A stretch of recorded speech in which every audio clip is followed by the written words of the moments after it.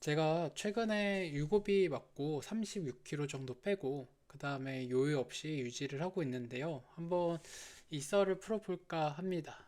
제가 커뮤니티 같은 데도 유고비를 어떻게 쓰면 좋을지 이런 이야기를 많이 했는데 제가 의사는 아니고 그러니까 이 약효나 약에 대한 가이드라인보다는 제 순수한 경험으로 느끼고 깨달은 것들을 한번 풀어볼까 합니다. 우리 다이어트가 다 숙제잖아요. 그리고 이 위고비 맞고 혹은 마흔자로 맞고 이 지긋지긋한 다이어트를 해소하고 싶은 사람들이 되게 많다고 봅니다. 저는 그거를 되게 잘 성공을 했기 때문에 그 썰을 좀 풀면서 팁을 좀 드릴 수도 있을 것 같아요. 오른쪽 보면은 제 발이 보이죠? 이게 제 다이어트 비포 애프터 발입니다. 어마어마하게 많이 빠졌죠. 먼저 오늘 순서는 제가 이런 이야기 해도 되는지, 그러니까 니보돼 한번 설명해 드리고, 그 다음에 유고비가 어떤 약일까? 이게 물론 간단한 약에 대한 설명도 하겠지만 제가 느낀 거 위주로 한번 풀어보고요. 그리고 이렇게 하면 된다라고 나름 성공한 저의 훈수를 좀 풀어볼까 합니다. 먼저 이게 제 다이어트 로그인데요. 저는 25년 1월 22일에 이제 다이어트를 시작하기로 하고 식습관을 고치려고 되게 노력을 했어요. 아무리 봐도 이 식습관 변화 없이는 다이어트를 성공하지 못한다는 거를 깨달았고 어떻게든 음식을 조절하려고 했고 그런데 몸무게가 잘 안 빠지고 이 과정이 되게 힘들었어요. 그래서 포기하고 싶은 생각도 많이 들어서 5월 22일에 위고비를 처방받고 투여를 하기 시작을 합니다. 그리고 7월 22일에 직량을 하고요. 11월 22일에 치질 판정을 받아서 유고비를 어쩔 수 없이 중단하게 된 사례입니다. 오른쪽 이제 그래프를 보면요. 제 인바디를 찍은 건데 굉장히 아름답게 잘 찍혔죠. 이제 우리가 다이어트를 할 때 체지방 위주로 빼야 된다는 말 많이 하잖아요. 체지방률 낮춰야 된다. 그리고 근육을 잘 보존해야 된다고 하는데 그거를 잘 지킨 것 같아요. 물론 근손실이 없지는 않았지만 35kg 빼는 동안 지방이 거의 30kg 가까이 빠지고 근손실은 3kg 정도 난 그러니까 10대 1 비율의 거의 선수급으로 관리받은 컨디션이었고요. 그리고 저는 변비가 조금 있었어요. 근데 이것 때문에 치질이 생긴 것도 맞고 치질 수술 받은 것도 맞지만 어렸을 때부터 과민성 대장증후군이 있었고 굉장히 안 좋았던 것 같습니다. 그러다 보니까 이게 막판에 위고비로 인해서 이 문제가 더 불거진 것 같고 위고비 때문은 아닌 것 같아요. 의사도 그렇게 말을 하더라고요. 근데 제가 자랑할 수 있는 것 중에 하나는 저는 저용량으로 그러니까 우리 가성비 중시하잖아요. 누구나 돈이 없지 않습니까? 요즘 같이 좀 어려운 시기에. 그래서 저는 0.5짜리 두 개 만에 이 위고비를 성공한 게 그리고 두 개 만에 35kg 뺀 사람은 많이 없을 거라고 봐요. 요요도 없고. 그게 제가 나름은 이런 이야기를 할 수 있는 근거가 되지 않을까라고 생각을 합니다. 저는 위고비를 처음 맞을 때 이런 생각을 했어요. 이거는 찌약 만들어주는 약이 아닐까. 그러니까 내가 자유롭게 먹고 싶은 거를 마음대로 먹어도 된다.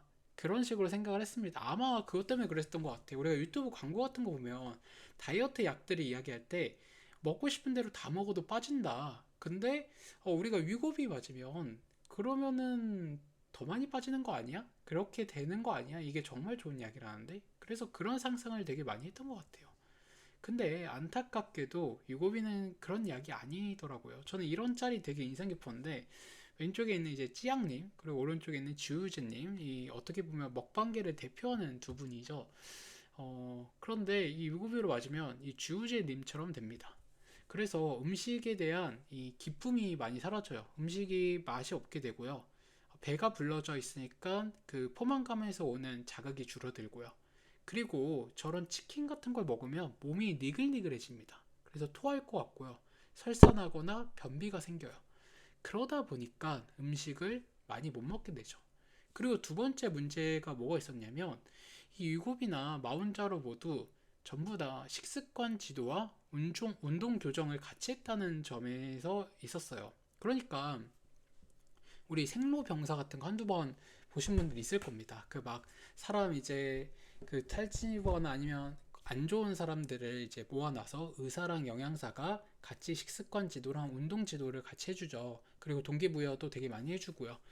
그러니까 위고비나 이 GLP-1 약제들이 전부 다 그거를 같이 병행했다고 해요. 식단을 사진으로 찍고 그런 계약서나 아니면 그런 식으로 하겠다고 다짐을 했다고 합니다. 물론 아예 강제적으로 가둬두고 막 다이어트 캠프처럼 한 건 아닌 것 같고요. 그런데 아무튼 이 식단과 운동을 관리했다는 건 명확하고, 이 말은 또 뭐냐? 이 약을 제대로 맞기 위해서는 식단과 운동을 해야 된다는 겁니다. 그래서 저는 이걸 보고 굉장히 많이 실망을 했어요. 저도 그 찌양님처럼 이렇게 먹어도 살 안 찌는 사람처럼 되길 바랬는데 식욕 떨어지죠. 그러면은 이제 기쁨이 많이 사라지잖아요. 그리고 운동이랑 식습관도 해야 된대요. 그래서 거기에 대한 굉장한 실망을 하면서 이런 생각을 합니다. 아, 그럼 그거 왜 하냐? 나 그거 하기 싫어서 하는 건데. 그렇잖아요. 우리가 왜 40만 원 가까운 돈을 지불하고 식단과 운동을 하고 있어요. 말이 좀 이상하잖아요. 내가 왜 호르몬 주사까지 맞으면서 이 식단과 운동을 하려고 그래요. 그러니까 이게 잘 이해가 안 됐던 거죠. 사실 근데 이게 정상인 겁니다. 어떻게 보면. 우리가 기초 과학 지식만 조금 있어도 뭐 그런 거 알잖아요. 질량 보충의 법칙, 에너지 보존의 법칙, 뭐 연력학 이법칙 이런 거 알잖아요. 그러니까 그런 거랑은 똑같은 거고, 결국에는 우리가 음식을 넣었을 때 그거를 소모하지 못하면 살이 찌는 거잖아요. 그쵸? 그러면 그걸 소모하게 만들려면은 어, 뭐 여러 가지 방법이 있겠죠. 기초 대사량을 높이는 약제를 먹어도 되고, 아니면은 뭐 그런 지방 흡수나 탄수 흡수를 저해시키는 약제가 있는데, 그런 약제들이 진짜로 있습니다. 그러니까 먹었을 때 그거를 배출시키는 약제인데 문제가 되게 많아요. 뭐 예를 들면은 이런 교감신경을 활성화시켜가지고 몸의 신진대사나 아니면 신경계에 대한 문제를 발생시킬 수도 있고요. 아니면 설사가 너무 많이 나와가지고 이 소화장애를 만들 수도 있고요. 그래서 이 문제를 제가 보기에는 GLP-1이라는 이 위고비나 마흔자로는 먹는 습관을 교정하고 먹지 못하게 좀 조정하는 형식으로 되어 있는 것 같아요. 제가 맞았을 때 느낀 거는요. 그래서 이거를 짱구짤로 한번 갖고 와봤는데요. 예를 들면 이런 겁니다. 이 짱구 팀이 위고비라고 쳐봐요. 그러면 얘네들이 이제 배고프면 이 배고픔이 막 오면은 같이 힘을 합쳐서 싸워요. 그러니까 배고픔을 덜 느끼도록 애들이 도와가지고 같이 이 상대를 해주는 겁니다. 그러니까 나는 그 평온함이 주어지는 거죠. 그리고 음식도 덜 땡기고 이 식욕이라는 괴물을 이제 같이 싸우고 도와주는데요. 근데 만약에 내가 나쁜 음식을 먹었어요. 대표적으로 지방 음식들, 그러니까 튀김류, 뭐 치킨도 그냥 치킨 말고 양념치킨인데 거기다 소스 찍어 먹는 거, 시즈닝 뿌려 먹는 거, 그런 거 있죠. 그런 걸 막 먹었어요. 그리고 술도 한두 잔 했어. 그러면은 이제 이 팀이 갑자기 뒤지게 패는 겁니다. 어딜 패냐면 위장관을 이제 조져주는 거예요. 그래서 제가 위고비 관련된 이런 커뮤니티도 여러 가지 많이 봤는데, 위고비 부작용이나 효과가 없다는 사람들한테 꼭 하고 싶은 말 중에 하나가 그럼 너 뭐 먹었어? 그래서 너 뭐 먹음? 이렇게 물어보면 대부분 식단이 엉망진창이에요. 그러니까 이 GLP-1이라는 약제 자체가 식욕을 억제하는 것도 있지만 이 어쩔 수 없이 위장관 속도가 느려지잖아요. 그러면 이 나쁜 음식들이 소화가 지연되면서 염증 반응을 더 많이 발생시킬 수밖에 없지 않나. 그리고 또 두 번째 문제는 이런 음식들, 그러니까 나쁜 음식들의 특징 중 하나가 먹으면 먹을수록 더 먹고 싶어요. 여러분 그 프링글스 한 개만 먹고 뚜껑 닫고 그 다음날 한 개 먹고 뚜껑 닫고 이거 할 수 있나요? 이거 거의 못 하거든. 이거 초인급 저는 의지가 필요하다고 생각을 하는데, 그러니까 이런 음식 자체가 이 석박사님들이 많이 먹이기 위해서 이 설계를 아주 잘했다. 중독적 설계를. 그래서 그런 음식을 먹으면 제 개인적인 느낌으로는 위고비 효과가 굉장히 많이 떨어지는 것 같았어요. 그래서 제가 꼭 말하고 싶은 게 위고비 맞기 전에 이것부터 해라. 집에 있는 초가공 식품이나 나쁜 음식들을 다 갖다 버리자. 저는 그래서 첫날에 저런 거 막 두세 개씩 퍼먹고 그랬거든요. 그래서 이거를 버리는 일을 처음으로 했습니다. 이거 사실 나눔을 좀 하고 싶었는데 유통기한이 지나버려가지고 좀 못했는데요. 그래서 이런 음식들을 다 쓰레기통에 버리고 소스, 뭐 그런 거 있죠. 양념 소스 같은 거, 그리고 뭐 어묵이나 비닐봉지에 들어있는 여러 가지 과자들, 이런 것들은 당근을 통해서 다 나눔을 해버리고요. 그래서 집에 있는 이것부터 싹 치우는 거를 먼저 시도를 했어요. 이런 생각할 수도 있어요. 나는 이거 정말 중요하다. 그런데 여러분, 이걸 먹고 살을 뺄 수 있는 방법은 없습니다. 물론 가능한데 굉장히 힘들고, 제가 보기에는 식습관 못 바꾸면 무조건 요요가 오기 때문에 결국은 제일 처음에 이런 걸 끊어내야 되고요. 그럼 난 이거 조금만 먹겠다라고 생각할 수 있는데, 제가 앞에 말한 것처럼 저런 음식들은 음식을 계속 더 많이 먹게 만들어요. 그러니까 라면을 반 봉지 정도 계란과 뭐 여러 가지 야채를 곁들여 가지고 국물 없이 먹으면 정말 좋은 음식인데 어떻게 그렇게 먹습니까? 라면 1.5개, 라면에다 밥, 뭐 라면에다가 뭐 여러 가지 사리 추가 같은 건 거의 당연히 따라오게 되잖아요. 그 입맛이라는 게 그렇게 조정하기가 정말 힘들어요. 그러려면 엄청나게 많은 의지가 필요하고 그 의지를 매일 유지할 수 없기 때문에 언젠가는 필히 무너지게 됩니다. 그래서 전 최우선 방법은 이런 음식들을 다 갖다 버리는 거예요. 그러면은 다시 사기도 껄끄럽고, 그리고 집에 없으면 잘 안 먹게 되기 때문이죠. 그리고 먹는 양은 안 줄여도 됩니다. 제가 그 위구이를 맞기 전에 엄청 많이 먹었어요. 막 잡곡밥, 양배추, 뭐 토마토 이런 것들을 진짜 배 터지도록 먹었습니다. 그 다음에 위구이를 맞으니까 먹는 양이 확 줄어들어요. 그리고 먹는 습관이 다시 교정이 됩니다.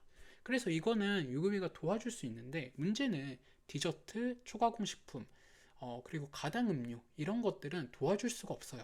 왜 그러냐? 이런 것들은 우리가 배고파서 먹는 게 아니라 즐거우려고, 행복하려고, 재밌으려고 먹는 거잖아요. 그러다 보니까 이게 도파민을 건드려요. 물론 이 위고비의 효과 중에서 이런 것들에 대한 선호도를 떨어뜨리는 것도 분명히 있는데요. 근데 그 선호도를 떨어뜨리더라도 집어넣으면 넣을 수가 있기 때문에 이게 굉장히 조정하기 힘듭니다. 우리가 꼭 생각해야 되는 게, 식습관을 바꾸기 위해서 필사적으로 노력을 해야 된다. 이건 미국뿐만 아니라 모든 다이어트가 전 다 그렇다고 생각을 해요. 아, 싫어. 나 그거 못 끊어. 나 그렇게 할 바에는 죽을래. 라고 생각할 수도 있어요. 근데 그러면은 여러분, 근육, 건강, 돈, 요요 이거 다 오게 됩니다. 어쩔 수가 없어요. 왜냐면 제가 실제로 많이 본 건데, 아침으로 음료수 같은 거, 백다방 가서 음료수 같은 거 먹고, 점심으로 빵이나 케이크 먹고, 저녁으로 과자 먹는 친구 있었거든요. 위고비 맞으면 이게 가능해요. 왜냐면 배가 항상 불러 있으니까. 그러니까 도파민만 넣는 거죠. 그러면서 컨트롤 하는데, 이 친구 근육 완전 박살 나고요. 단백질 안 먹으니까. 건강 엄청 안 좋아지고요. 에너지 떨어지니까.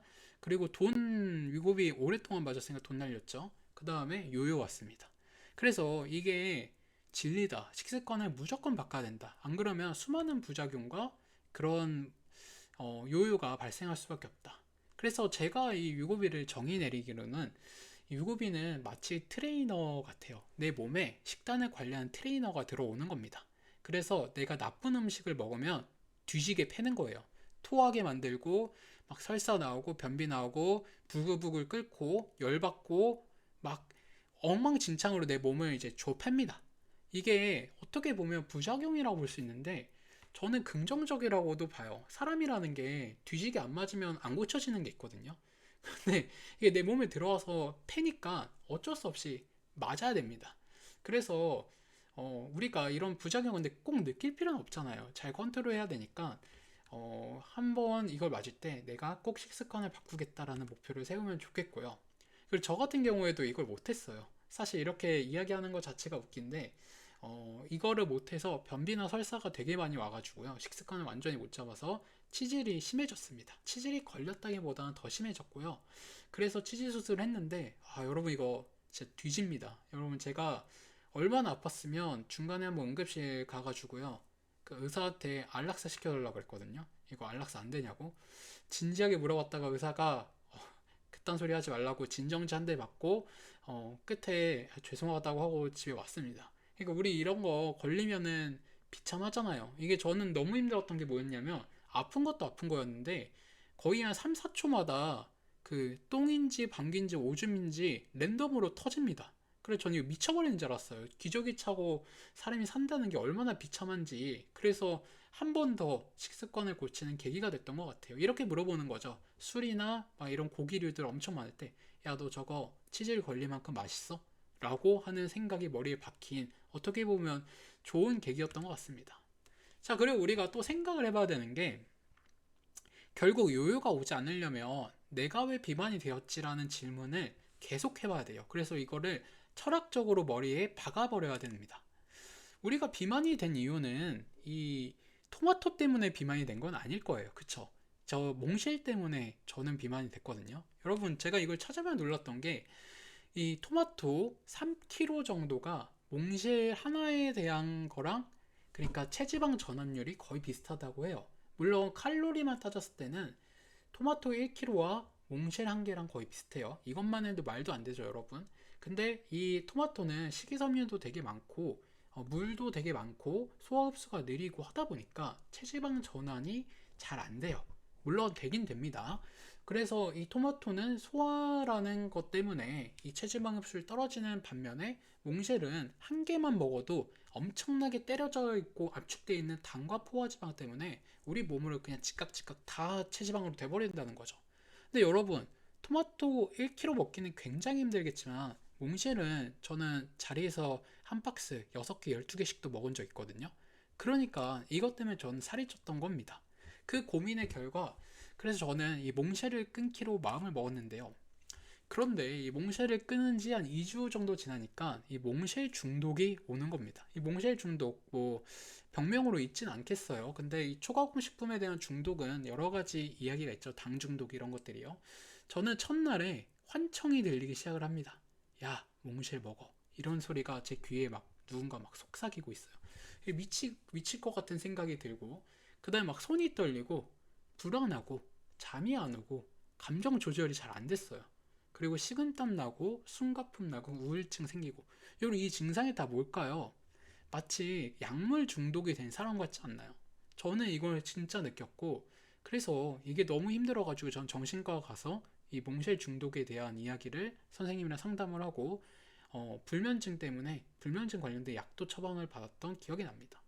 이거를 끊는데 한 3주 정도 걸렸던 것 같아요. 3주 정도 지나니까 몽쉘이 느끼하게 느껴지기 시작하고 더 이상 먹지 않을 수 있게 됐던 거죠.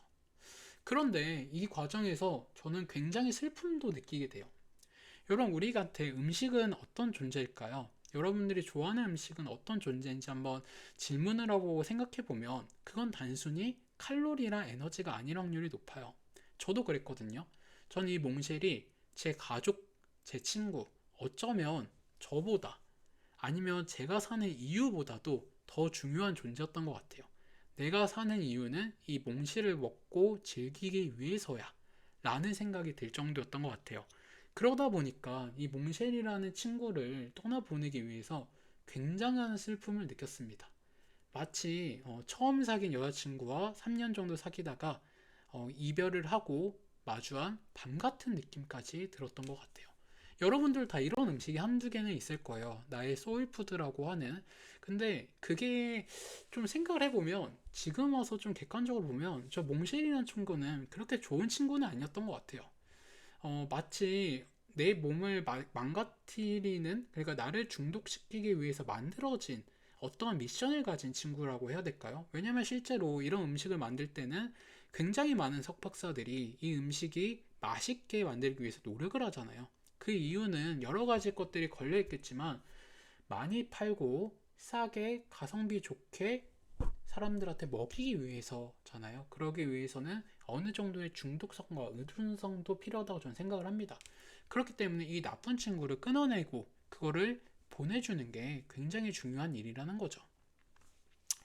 저는 그래서 이걸 하기 위해서 굉장히 많은 영상이나 커뮤니티 같은 걸 많이 봤는데요. 그 중에서 제일 도움이 됐던 게 생로병사였던 것 같아요. 이 생로병사를 보면은 여러 당 중독이나 여러 음식 중독된 사람들, 그래서 질병에 걸린 사람들에 대한 이야기들이 굉장히 많이 나옵니다. 그리고요, 뭔가 이 섭식에 대한 문제를 갖고 힘들어하는 사람들의 이야기도 많이 볼 수 있어요. 우리의 삶이 이쪽으로 가서는 안 되겠죠. 그래서 저는 이런 사람을 보면서 저같이 좀 생각을 하고 저의 이런 단점들을 객관화시키고 이해하기 위한 굉장히 좋은 동기부여되는 소재였던 것 같습니다. 자, 그래서 이 위고비를 맞을 때 혹은 맞기 전에 가장 먼저 해야 되는 거, 그리고 우리가 이걸 해야지 위고비를 끊고 요요도 안 올 수 있는 거죠. 가장 중요한 식습관 바꾸기를 해야 됩니다. 제일 처음부터 식단을 할 필요는 없다고 생각을 해요. 근데 제일 중요한 건 초가공식품, 가당음료, 디저트, 빵, 면, 군것질 이거를 원천적으로 끊어내는 겁니다. 이걸 해야 되는 이유는 아까 말했지만은 위고비에 대한 부작용을 막기 위한 것도 있고요. 그리고 이런 것들이 저는 위고비의 효과도 저해시킨다고 봐요.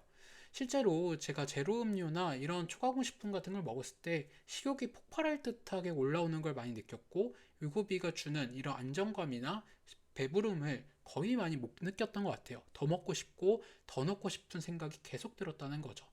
물론 여러분 이거를 단번에 끊어내긴 되게 힘들 겁니다. 하지만 양을 줄이거나 누군가를 만났을 때 먹거나 하는 것처럼 조금씩 줄여나가다가 끊어야 된다는 거죠. 그리고 저는 이런 것들을 줄여나가는 것, 조금 먹는 게 사실 조금 어렵다고 봐요. 만약에 여러분 이렇게 술, 담배를 좋아하는 사람이 물어보면 어떨까요? 알코올 중독자나 흡연자가 하루에 나는 담배 반 개 피만 피자. 아니면 하루에 술을 반 잔만 먹을게. 라고 하면 여러분 무슨 생각이 드세요? 야, 그게 되겠냐? 끊을 거면 완전히 끊어. 라고 말을 하겠죠. 왜냐면 술이 술을 부르고 담배가 담배를 부르잖아요. 그리고 이게 습관화된 게 결국엔 중독이 된 거니까 이거를 유고비를 맞는 기간 동안은 완전히 끊어야 되지 않을까라는 생각이 듭니다. 두 번째로는 이제 건강한 식습관으로 내 식습관을 바꾸는 거죠. 제일 중요한 거는 이제 먹는 것들을 신선식품화하는 건데요. 제가 딱 정해주면 전 되게 가난했거든요. 돈도 없어가지고 위고비도 빨리 맞았어야 돼서 일단 첫 번째로 탄수 쪽은 듀럼밀 파스타, 잡곡밥, 오트밀 이렇게 먹었었고요. 단백질은 닭가슴살, 지방 제거 후지살, 단백질 파우더. 돈 많으면 소고기, 해산물 드시면 됩니다. 그리고 지방 쪽은 견과류, 올리브유, 들기름. 돈 많으면 아보카도 이런 거 드시면 돼요. 그리고 복합적으로 계란 2개씩 아침에 무조건 먹고요. 그 다음에 생선, 그리고 그 식이섬유 많이 못 먹으면 차전자피, 식단 단조로 오면 종합 비타민이랑 물 이런 걸 많이 먹었습니다. 그리고 외식도 해야 되잖아요. 근데 외식도 저는 좋지 않다고 생각하는 게 대부분 음식들이 설탕을 정말 많이 넣어요. 왜냐하면 그래야지 사람들이 오니까. 그래서 전 단백질 바나 포케 아니면 친구랑은 자유롭게 먹는 방식을 택했습니다. 그래서 어떤 요리를 먹었느냐 보면은 계란 2개, 우유에 단백질 파우더에 밑에 오트밀 좀 넣고 땅콩 그리고 소금 조금 해서 먹고요. 두 번째는 이제 이 또띠아에 양배추에 버섯에 잡곡밥에 닭가슴살 위에다가 이 하인즈 머스타드 이거 발라가지고 좀 먹고요. 저녁으로는 닭가슴살이랑 잡곡밥 먹고 그 다음에 차전자피 한두 스푼 정도 먹었습니다. 여러분 딱 봐도 개맛없게 생겼죠? 짜증나죠? 먹기 싫죠? 그래야 되는 겁니다. 우리가 이런 음식을 너무 달달하고 그런 거 먹다 보면 거부감이 있는 거지 먹다 보면 먹을만 하고요. 그리고 사실 저는 음식이 이래야 된다고 생각을 하거든요. 음식은 여러분 먹으면 배가 불러서 그만 먹어야 되는 겁니다. 먹으면 계속 더 먹고 싶게 하는 거는 음식이 아니라고 생각을 해요. 그거는 도파민에 가깝다고 봅니다. 그렇기 때문에 우리가 그거를 위고비를 맞는 기간 동안만은 제한적으로 혼자서는 최대한 조정을 해야 된다. 그렇다고 뭐 친구나 직장 동료 만나는데 난 이거 못 먹어 이러지 말고요. 그거는 저는 좀 아니라고 보거든요. 우리가 어쨌든 건강하고 사회적인 생활을 하기 위해서 이걸 먹는 건데 그렇기 때문에 잘 조정을 해가지고 우리가 이 중독적인 습관을 고쳐내야 된다. 그래서 제 집 냉장고는 이렇게 되어 있습니다. 저도 혼자 살기 때문에 다양한 식재료로 먹기가 조금 어려움이 있어요. 그래도 계란이나 양배추나 이런 사과 같은 것들은 오래 가잖아요. 땅콩이나 우유 같은 거도 멸균 우유 쓰면 되니까 이렇게 해가지고 좀 조율해서 먹고 있고요. 두부 같은 거 가끔 시켜 먹고 버섯류 먹고 그럽니다. 그리고 가끔 외출을 하거나 이런 것조차도 하기 싫을 때가 있어요. 그럴 때는 이런 단백질 식품들을 좀 많이 사서 먹어요. 좀 잘 나오는 거 많거든요, 요즘. 뭐 퀘스트 바라든지 그리고 과자 같은 게 정 먹고 싶으면 좀 고급 과자 이 새우 머리 튀김 아니면 뭐 쉐이크 종류나 와플 종류도 단백질 위주로 되어 있는 게 있어요. 당 안 쓰고 그런 것들을 위주로 먹고요. 잘 안 먹습니다. 저런 것도 거의 일주일에 한 두세 번 정도 어디 나가거나 아니면은 외식하거나 그럴 때 혼자 갈 때는 꼭 구비해서 가는 편입니다. 우리가 결국은 우리의 목표는 이거라고 생각합니다. 건강한 몸, 보기 좋은 신체, 좋은 컨디션, 맑은 정신. 이걸 위해서 우리는 노력하는 거잖아요. 우리의 목표가 절대로 요요, 섭식장애, 컨디션 저하, 망가진 몸은 아니겠죠. 그렇기 때문에 우리가 근육량을 유지하고 잘 먹어야 되고요. 굶으면 안 된다고 생각을 해요. 우리가 근육을 잃게 되면 이걸 회복시키는 게 굉장히 오래 걸립니다. 그러다 보니까 나중에는 이제 노인들을 보면 근육량이 감소해서 요양원을 들어가는 경우도 굉장히 많죠. 넘어지시고요. 그렇기 때문에 우리가 최대한 근육량을 지키면서 천천히 빼야 된다. 저는 근데 그걸 못했어요. 저는 살 빼는 거에 너무 집착을 해서, 그리고 우리가 다이어트라는 게 빨리 하면 좋다는 생각이 있잖아요. 뭐 일주일에 2kg, 3kg 빼기, 한 달에 10kg 빼기 이런 거 하면 성공. 누구 연예인 그거 했다는데 이런 이야기 많이 하지 않습니까? 저도 그게 좋은 건지 알고 그렇게 했는데 첫 달에 요산이 너무 올라가지고 통풍이 터졌습니다. 그 다음에 변비가 너무 생겨가지고 치질이 터지고요. 이게 살을 빨리 빼면 몸이 다 망가지게 돼요. 그리고 이런 게 너무 심하게 망가지면 회복이 안 됩니다, 여러분. 그렇기 때문에 다이어트는 천천히 한 달에 맥시멈으로 4kg 정도 잡고 빼셨으면 좋겠다는 생각이 들어요. 그리고 우리가 이 약을 보면은 여러 가지 생각을 합니다. 뭐 한 번에 처음부터 2.4를 꽂는 사람도 있고요. 뭐 저체중인데 맞는 분들도 있고요.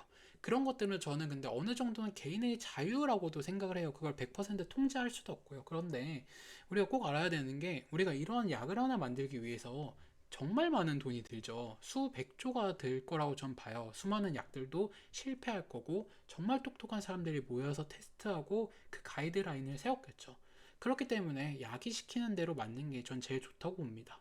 비만인 분이 나의 인슐린 감수성을 개선시키고 포만감을 교정하면서 식습관을 바꾸기 위해서 맞는 약이기 때문에 여러분들이 각자 처한 상황에 맞춰서 최소한 식습관을 바꾸자는 목표를 가지고 이 약을 쓰면 좋을 것 같다는 생각을 들어요. 저도 그렇기 때문에 이 요요 없이 단기간에 편하게 뺐다고 생각을 하거든요.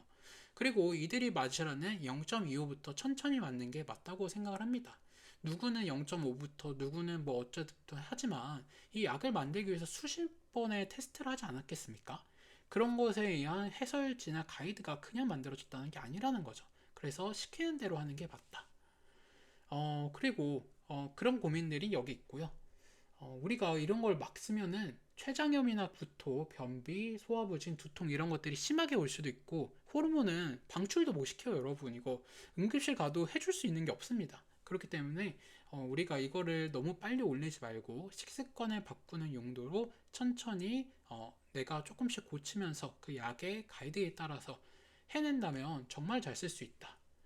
난 정말 빨리 빼고 싶다 그래도 그러면은 어쩔 수 없이 요요, 근손실, 건강 악화, 통풍, 담석, 변비, 컨디션 저하, 치질이 걸려도 난 괜찮다 라고 하는 거랑 똑같다고 봐요. 전 이거 다 걸렸거든요. 이거 하지 말라 그랬는데 해가지고. 그러니까 여러분들 이렇게 바보같이 할 필요 없다는 거죠. 이런 거 하나 걸리면 다이어트도 뭐든 그딴 거 다 필요 없이 한 두 달, 세 달 뒤로 갑니다.